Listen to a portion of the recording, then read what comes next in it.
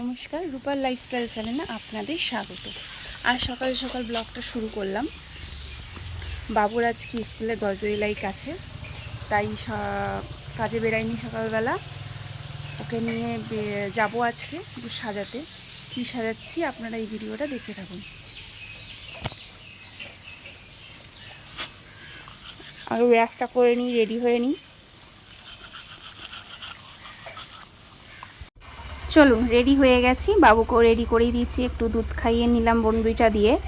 তারপরে একটু ওকে টিফিনও গুছিয়ে নিলাম, ওর ব্যাগটাও নিয়ে নিয়েছি। ব্যাগের সাথে টিফিন, জলের বোতল, ডায়েরি এগুলো নিতে বলেছিল স্কুল থেকে। তো একেবারে রেডি হয়ে বেরিয়ে গেলাম। এই দেখুন, এসে দেখছি একজন কৃষ্ণ সাজছে। এদের একটু সাজানো হয়ে গেলে তারপরে এই দেখো, ওই বাচ্চাটা সেজেছে ঝাঁসি রানী। এইগুলো সবই ওই বাবুদের স্কুলেরই বাচ্চা, সবাই এখানে সাজতে এসেছে। এবার বাবুকে সাজানো শুরু হয়েছে। আসলে ওকে ধুতি দিয়েই এটা পরানো হচ্ছে। অ্যাকচুয়াল স্কুলের মানুষরা তো ওই ধুতি পরে না, ওরা একটু ওই ফতুয়া টাইপের প্যান্ট পরে। ওই ধুতি দিয়েই ফতুয়া টাইপের প্যান্টটা করে দিচ্ছে। খুব সুন্দর করে সাজাচ্ছে। আপনারা পুরো ভিডিওটা দেখুন। আর আপনাদের যদি এরকম স্কুলের কোনো প্রোগ্রাম থাকে, গজউলাইকে সাজের জন্য যদি প্রয়োজন হয়, তাহলে এখানে আসতে পারেন। বা এরা নাচেরও যে বড় বড় প্রোগ্রাম হয়, সাজায়।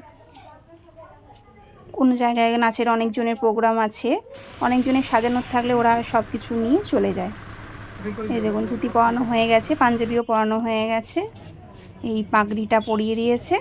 এবার ওর মুখে ফ্রেশ করা হচ্ছে, মুখের মেকআপ হচ্ছে।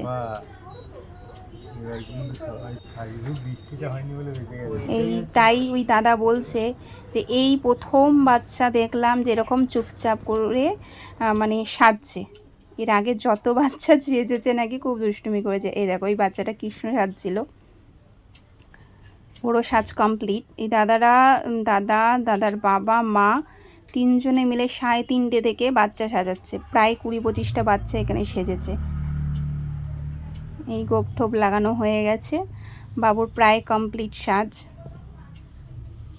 কিছু টাচ আপ দিচ্ছে, ঠিকঠাক করে দিচ্ছে গোপ দাড়িগুলো যেন খুলে না যায়। বাচ্চা মানুষ তো ধরুন চুলকালো বা টানলো খুলে যাবে, অন্তত প্রোগ্রামটা হওয়া অবধি পরে তো থাকতে হবে।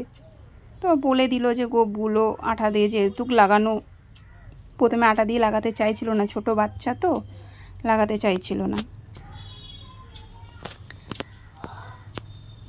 এই দেখুন, ও কাবুলিওয়ালা কিউট লাগছে। কি নিয়ে আসছো? দেখুন, ওর কথাগুলো আগে শুনে নিন। কি বিক্রি করছে তোমার ঝুড়িতে? কি আছে? তুমি বাচ্চা চুরি করো? হ্যাঁ, তুমি তো নিজেই বাচ্চা, তোমাকে তো চুরি করে নিয়ে চলে যাবে। আরে ডানাতে লাঠিটা নিবি? হ্যাঁ, একটু গল্প এটা বল, তোর চরিত্রটা।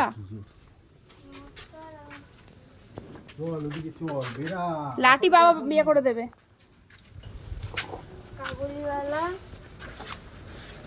কাবুলিওয়ালা রবীন্দ্রনাথ ঠাকুরের লেখা একটি ছোট্ট গল্প, যেটি প্রকাশিত হয় 1892 সালে। কাবুল থেকে এসেছি আমি। আমার নাম রহমত খান।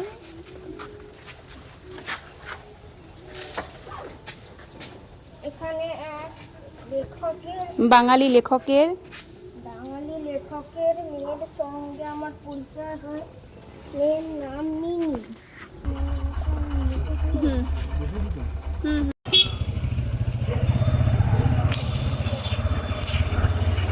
এবার স্কুলের দিকে রওনা দিচ্ছি।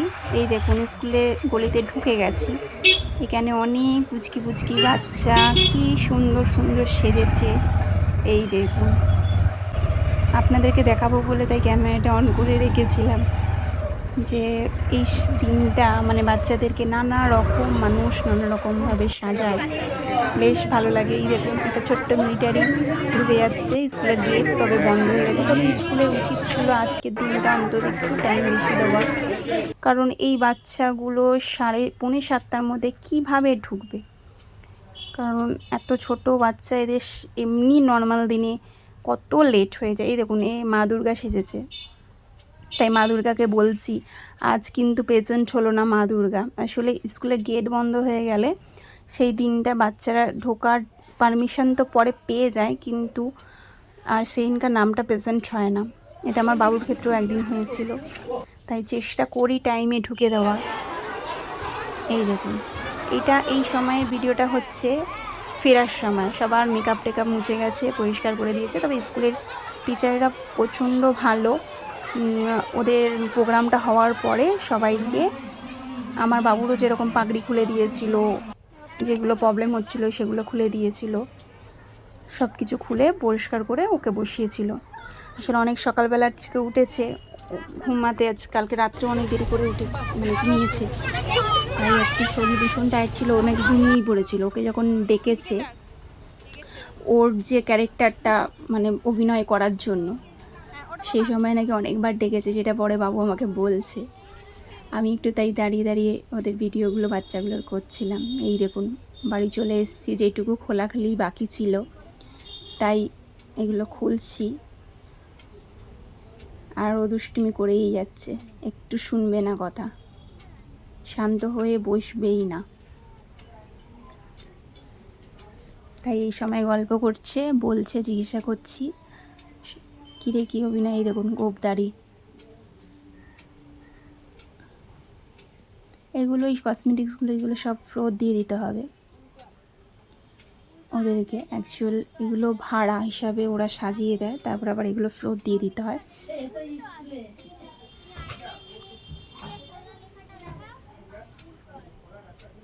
তবে ও কি হয়েছে এখনও পর্যন্ত জানতে পারিনি। ওদের এমন একটা প্রোগ্রাম হবে তখন জানতে পারবো, যদি ও কিছু হয় প্রাইজও পাবে। তো আপনাদেরকে সবটাই শেয়ার করব বাকি ভিডিওগুলোতে। তবে ওর চরিত্রটা ভালো করে শোনাতে পারিনি, শুনুন। কাবুল থেকে আমি এসেছি, আমার নাম রহমত খান। এখানে এক বাঙালি লেখকের মেয়ের সঙ্গে আমি পরিচিত হই। সে মেয়ের নাম মিনি। কাবুলে ফেলে আসা আমার মেয়ের মতো আমি মিনিকে ভালোবাসি।